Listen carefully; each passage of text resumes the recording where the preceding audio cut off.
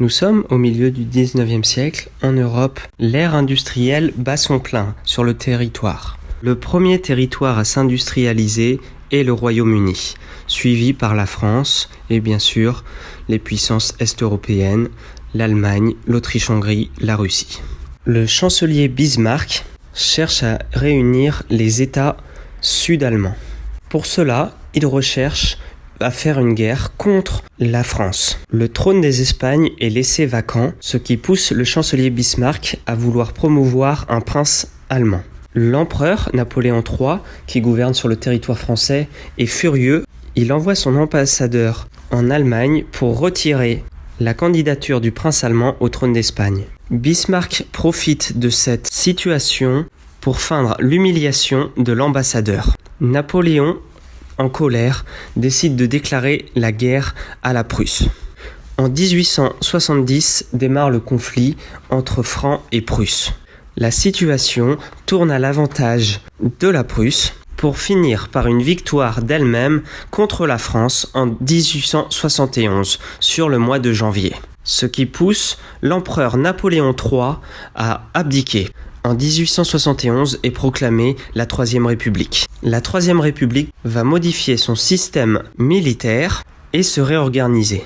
La défaite de l'Empire français va découler sur la remise de l'Alsace et de la Lorraine à l'Empire allemand. La perte de ces deux territoires au sein de la France persécute un sentiment nationaliste qui souhaite dès que possible récupérer ces deux territoires. Bismarck, qui après la victoire de la Prusse, tentera à tout prix de garder la paix sur l'Europe, néanmoins la guerre sera inévitable. En effet, l'essor allemand fait craindre les autres puissances, notamment l'Angleterre. L'Allemagne tente alors d'isoler la France, qui pour elle est la grande puissance, la grande concurrente. Elle s'allie à l'Autriche-Hongrie et à la Russie, de par la présence des mêmes dynasties. Néanmoins, les divergences envers les territoires limitrophes, notamment le désir de la Russie de s'étendre vers les territoires du sud de l'Europe, vont augmenter les tensions entre les territoires et la Russie va sortir de leur entente. La Grande-Bretagne et la France se rapprochent alors de la Russie et créent la Triple Entente. Face à eux, nous pouvons retrouver la Triple Alliance composée de l'Allemagne, l'Autriche-Hongrie, l'Italie et l'Empire ottoman. Néanmoins, l'Italie reste encore sceptique sur ses idées de faire la guerre contre les pays de l'entente, ayant des vues sur les territoires autrichiens. Les difficultés territoriales ainsi que la concurrence sur les colonies et la crainte d'attaques surprises créent des tensions entre les territoires européens. Dans les années 1910, chaque État européen se mobilise en prévoyance d'une guerre. Chaque pays de la Triple Entente suit des intérêts bien précis. La France tient à se venger de sa défaite vis-à-vis de l'Allemagne lors de la guerre de 1870-71 et récupérer l'Alsace-Lorraine. Le Royaume-Uni soutient la Belgique et garantit sa souveraineté, mais souhaite également garder l'équilibre des forces en Europe, en calmant les appétits de l'Allemagne. L'Italie, alliée au début des puissances centrales, refuse cette guerre qu'elle considérait comme une guerre d'agression.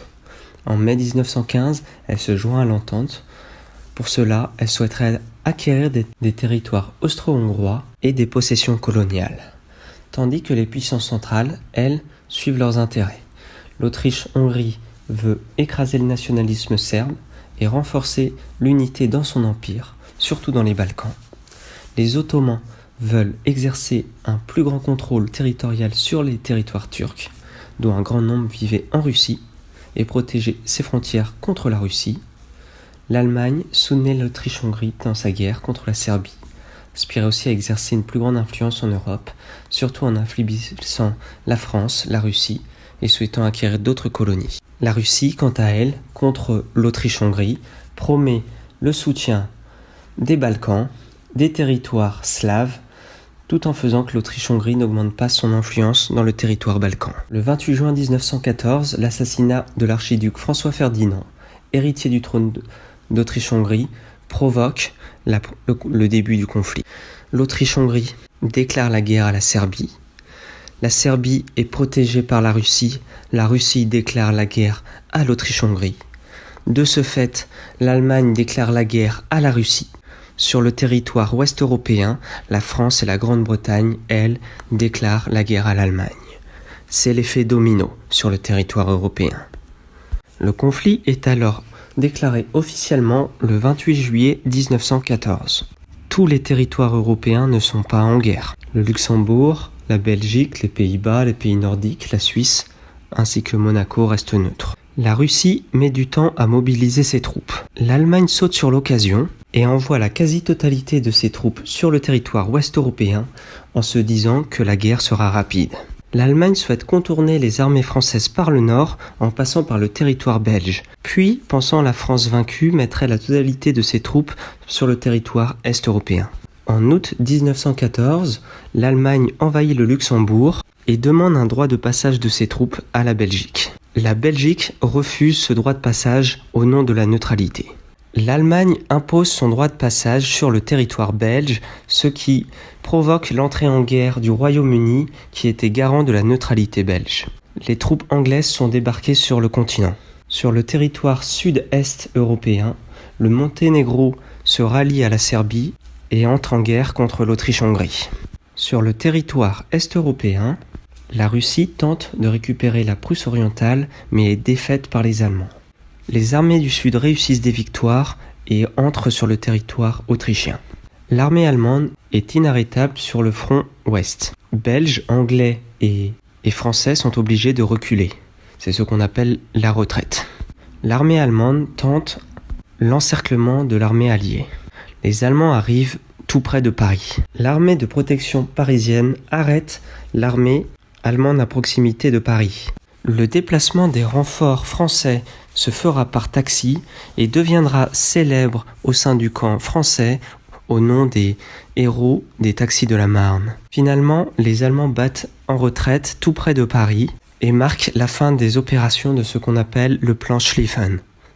Finalement, la guerre de mouvement cesse pour devenir une guerre stable. L'Allemagne souhaite immobiliser la Belgique du combat. Néanmoins, celle-ci arrive de justesse à rejoindre le camp de l'entente. C'est en automne 1914 que se forment les premières tranchées.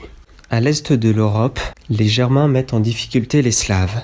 L'Empire ottoman en profite pour déclarer la guerre à la Russie pour pouvoir finalement revendiquer des territoires à la frontière. L'Angleterre tend un soutien sur le territoire égyptien ainsi qu'en provenance des Indes. Les Français tentent de venir en aide à la Russie par les mers, néanmoins, l'Empire ottoman bloque les accès maritimes et terrestres. La guerre se transforme en guerre totale.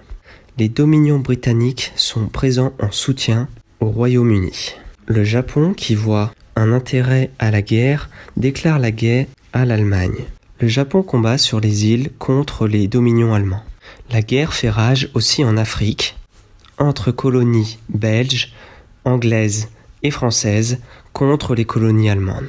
Jusqu'en 1916, tous les territoires allemands ont été conquis, hormis l'Afrique orientale allemande. Les technologies au service de la guerre. Les nouvelles inventions sont utilisées au service de la guerre. Déjà, le gaz moutarde, qui est utilisé sur le front ouest d'un camp à l'autre et en suivant les vents. Aussi, les avions sont utilisés en premier lieu en service de reconnaissance. Les Allemands, ayant inventé le Zeppelin, l'utilisent pour bombarder les capitales ouest-européennes, Paris et Londres.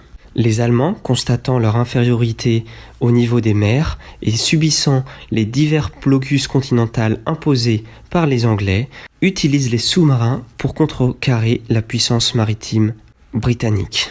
Aussi, les premiers tanks sont utilisés. La Bulgarie déclare la guerre au territoire des Balkans et à l'aide de l'Empire austro-hongrois envahit le Monténégro et la Serbie.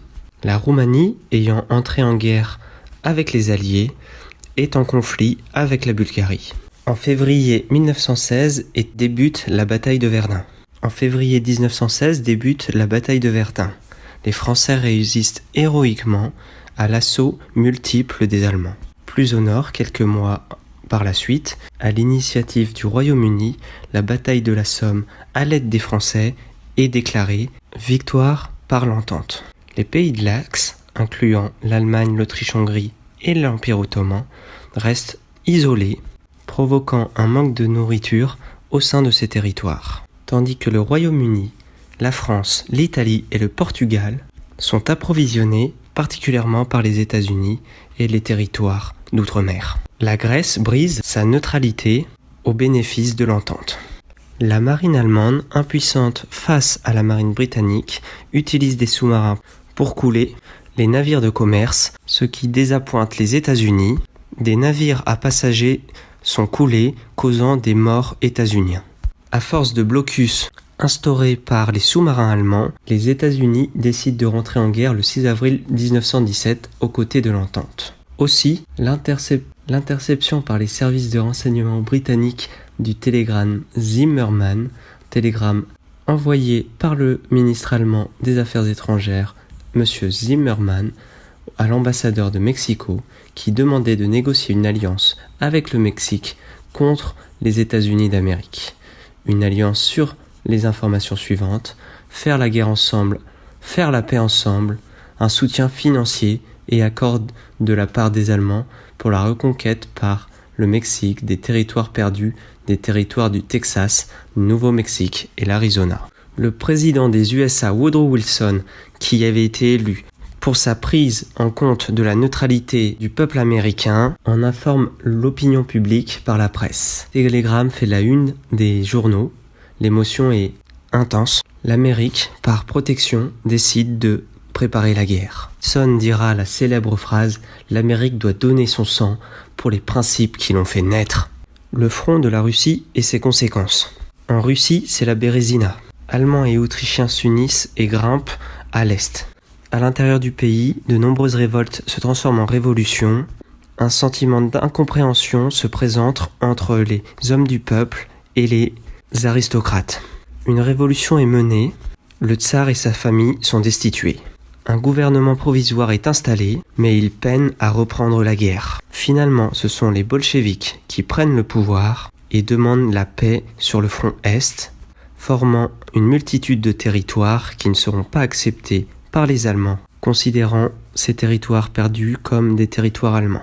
Sur le territoire de l'Empire ottoman, les Anglais et les Français enchaînent les victoires et montent jusqu'à Bérousse. Les Allemands, suite à la trêve avec les Russes, mettent la totalité de leurs troupes sur le front ouest. Pour vous situer, l'Empire d'Autriche-Hongrie combat sur deux fronts, sur le front sud, face au Monténégro, la Serbie et la Grèce, ainsi que les troupes d'indépendance slaves, et sur le territoire ouest face à l'Italie. Et les Allemands combattent sur un front face aux États-Unis, aux Français et aux Britanniques. Le territoire de l'Autriche-Hongrie subit les révoltes des Croates, des Slovènes, des Hongrois, des Tchèques, des Slovaques, des Polonais, des Ukrainiens et des Roumains, souhaitant les mêmes droits que les pays détachés de la Russie. En octobre 1918, les Ottomans et les Austro-Hongrois, à bout de souffle, signent l'armistice. En novembre 1918, des révoltes des militaires suivies par les révoltes de la population afin de cesser le conflit se déclenchent. Le Kaiser Guillaume II est forcé d'abdiquer. La République mise en place suite à l'abdication de l'empereur Guillaume II demande une armistice le 11 novembre 1918. La conclusion de la Première Guerre mondiale. Ce conflit est un conflit majeur qui, de par un effet domino, est très vite passé d'un conflit local à un conflit international, allant jusqu'au niveau mondial et en incluant les colonies des territoires européens. Pour conserver leurs intérêts, les différentes nations se sont mises du côté de l'entente ou de l'alliance, les dommages matériels ont été conséquents et l'Europe en général a été amoindrie de ce conflit. Nous pouvons nous rappeler de la tragique bataille de Verdun, ayant perduré sur 10 mois de combats intenses, avec pas moins de 700 000 victimes, 305 000 tués et disparus, et 400 000 blessés. Les pays européens vainqueurs, malgré une forte demande de rançon, se sont retrouvés affaiblis, et le flambeau de la domination du monde s'est apprêté à être donné.